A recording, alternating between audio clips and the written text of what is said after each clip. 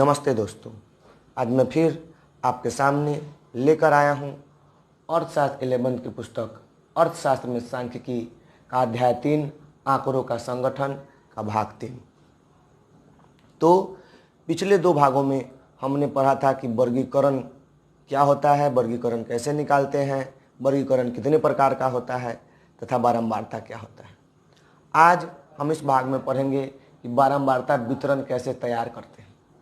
बारंबारता बहुत ही महत्वपूर्ण चीज़ है सांख्यिकी का।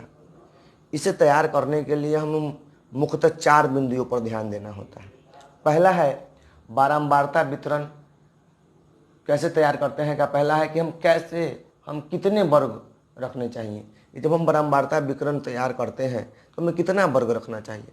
सबसे बड़ा चीज़ है कि अव्यवस्थित आंकड़ा है और अव्यवस्थित आंकड़ा बहुत ज़्यादा अव्यवस्थित है, तो उसे व्यवस्थित करके बोधगम्य बनाने के लिए हमें सबसे पहले उसे वर्गों में बांटना होता है। तो वर्गों में बांटने के लिए सबसे ज़्यादा ज़रूरी चीज़ क्या है? पराशर। परास क्या होता है कि जो भी हमें आंकड़ा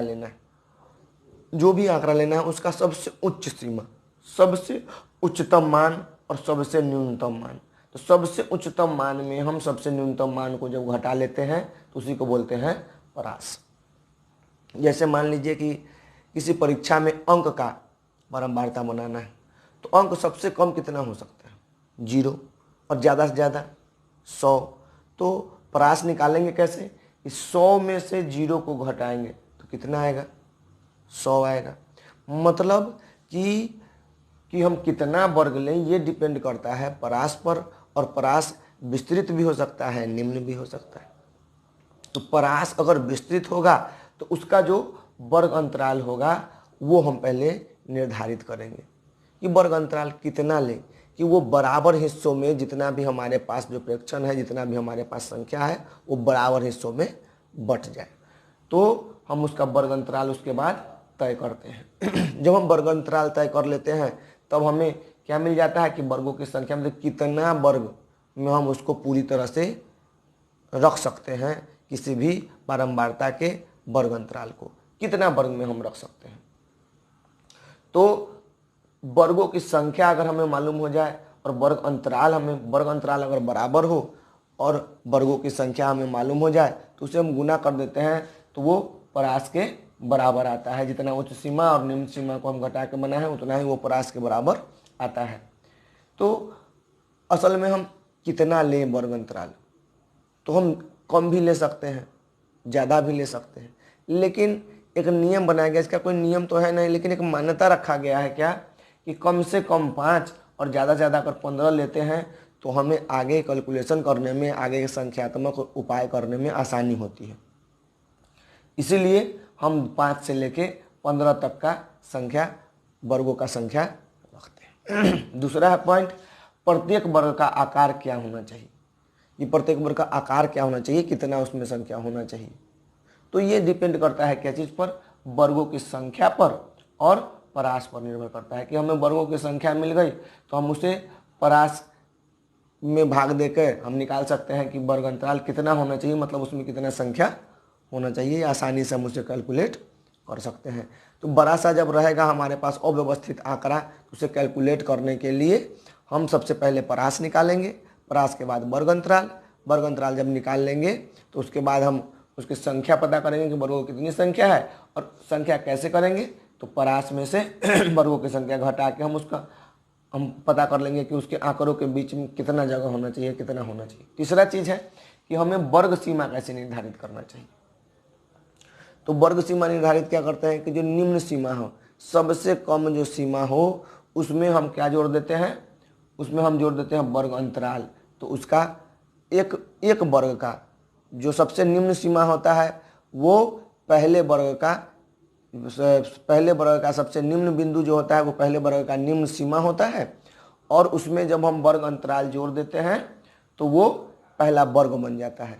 तो पहला वर्ग का उच्च, अगले वर्ग का निम्न सीमा और पिछले वर्ग का उच्च सीमा अगर बराबर होता है तो उसे कहते हैं अपवर्जी विधि, जो यहाँ पे दिया गया है कि पहला वर्ग में क्या है 0 से लेके 10 तक, और दूसरा वर्ग जैसे शुरू होता है तो होता है 10 से लेके 20 तक। इसमें समस्या क्या आता है कि अगर जो उच्च सीमा है, अगर मान इतना हो तो इसे पहला वर्ग में रखेंगे या दूसरे वर्ग में। अगर 10 हो मान तो उसके पहले वर्ग में उसे गिनेंगे या दूसरे वर्ग में। तो अपवर्ज्य विधि में नियम बनाया गया है कि उच्च सीमा को छोड़ देते हैं, निम्न सीमा वाले में उसे गिनते हैं। मतलब अगर 10 मान होगा तो इसमें नहीं रखेंगे, उसको किस में रखेंगे, दूसरे वाले में। तो ये अपवर्ज्य विधि हुआ जिसका पहले का निम्न सीमा दूसरे के उच्च सीमा के बराबर होता है। एक होता है समावेशी विधि जिसमें सीमा अलग अलग होते हैं, 1 से 9 तक, तो यहाँ 10 से 19 तक। मतलब ये दोनों तरफ से, ये किसी भी सीमा से पहले दूसरे से मिलते नहीं है। लेकिन समावेशिक विधि में कैलकुलेशन करना कठिन होता है, इसलिए उसे अपवर्ज्य विधि में बदल देते हैं। तो अपवर्ज्य विधि में कैसे बदलते हैं, तो पहले का निम्न सीमा दूसरे के उच्च सीमा के बीच में कितना अंतर है, तो 1 का अंतर है, उसे 2 से भाग देते हैं तो आता है 0.5। तो इसे 0.5 कम कर देते हैं, इसमें 0.5 ज़्यादा जोड़ देते हैं, मतलब 9.5 कर देते हैं। और इसको भी कम कर देंगे तो 9.5 हो जाएगा, ये 19.5 हो जाएगा। तो ये फिर से किस विधि में आ जाता है, अपवर्ज्य विधि में। आगे जब हम इसके बारे में पढ़ेंगे कुछ निकालने के लिए तो समावेशी विधि से अपवर्ज्य विधि के बारे में विस्तार से जानेंगे। अगला इसका पॉइंट है कि हमें प्रत्येक वर्ग की बारंबारता कैसे प्राप्त करनी चाहिए।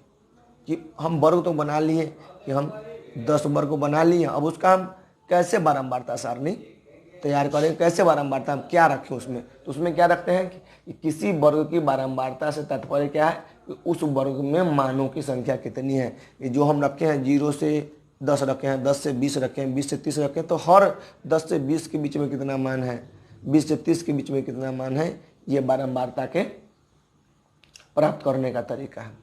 तो जब हम बारंबारता प्राप्त कर लेते हैं तो उसके लिए मिलान चिन्ह का प्रयोग करते हैं। मिलान चिन्ह क्या होता है, वो एक खड़ी रेखा होती है। अगर मिलान चिन्ह में लिखना है 1 तो 1 खड़ी रेखा, 2 तो 2 खड़ी रेखा, 3 तो 3 खड़ी रेखा, 4 तो 4 खड़ी रेखा। लेकिन अगर 5 लिखना है तो 4 खड़ी रेखा को ऊपर से नीचे की तरफ काट देते हैं। जितना भी हम बात पढ़े हैं उन सबको हम एक उदाहरण से आसानी से समझ सकते हैं। जो उदाहरण 100 छात्रों का प्राप्तांक से है, इस 100 छात्रों ने किसी विषय में जो अंक प्राप्त किया है उसका हम बारंबारता निकाले हैं। तो बारंबारता में पहला चीज हमने क्या किया था, परास। तो परास सबसे कम कितना है, 0, और ज़्यादा से ज़्यादा 100। तो 100 में से 0 को घटा लेंगे तो क्या निकल जाएगा, परास। वर्ग अंतराल क्या है, तो वर्ग अंतराल 0 से 10, 10 से 20, 20 से 30, इसे क्या कहते हैं, वर्ग अंतराल कहते हैं।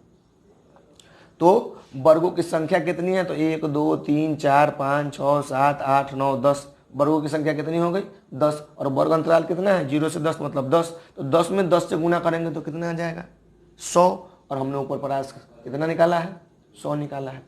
प्रत्येक वर्ग के आंकड़ा क्या होना चाहिए, तो इसमें क्या कर रहे थे कि आंकड़ा के बारे में हम बारंबारता सारणी आंकड़ा देखें कितने 0 से लेके 10 तक है। उसके बाद हम समझ सकते हैं अपवर्ज्य विधि में से दिया गया, इसे समावेशी विधि में अगर लिखेंगे तो कैसे लिखेंगे, ये हमने समझ लिया। मिलान चिन्ह और वर्ग चिन्ह पिछले हमने वीडियो में देखा था, पिछले इसके भाग में, कि वर्ग चिन्ह कैसे निकालते हैं कि निम्न सीमा और उच्च सीमा को जोड़ के 2 से भाग दे देते हैं, निम्न सीमा और उच्च सीमा को जोड़ के 2 से भाग दे देते हैं। तो वो सामान्य रूप से वर्ग चिन्ह 10-10 बढ़ता हुआ निकल जा रहा है। क्यों, क्योंकि सबका वर्ग चिन्ह हम बराबर रखे हैं। अगर इसी को असामान्य रहता, अगर बीच में ये 30 से 40 के बीच में अगर 30 से 35 और 35 से 40 रहता तो ये असामान्य हो जाता। तो वर्ग चिन्ह क्या रखे, 1 तो 1 दिए। अगर 8 रहता तो 5 4 खड़ी चिन्ह पार के उसे क्या करते हैं, काट देते हैं, तो 5 हो गया, उसके बाद 3 लिखे तो 8। ऐसे करके हम इसको बनाते हैं।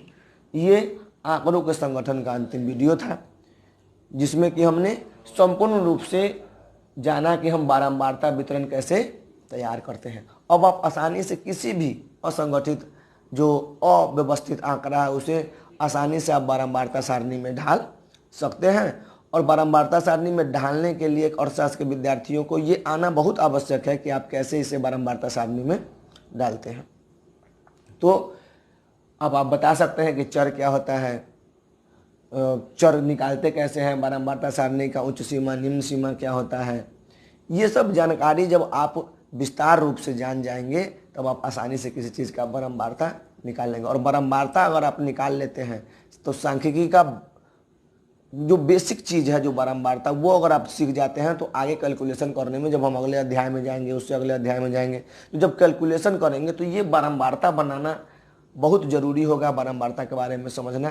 तो आपने इन वीडियो को अगर ध्यान से नहीं देखा तो फिर से ध्यान से देखिए, इसके चैप्टर के भाग 1 से 3 तक सभी को ध्यान से देखिए और इसके बारे में समझिए। फिर हम अगले वीडियो में आपसे अगले अध्याय के साथ मिलेंगे।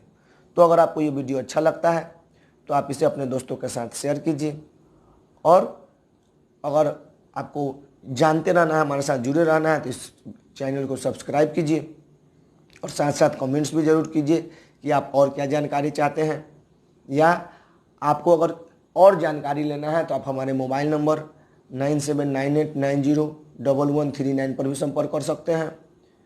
तो तब तक के लिए बहुत बहुत धन्यवाद।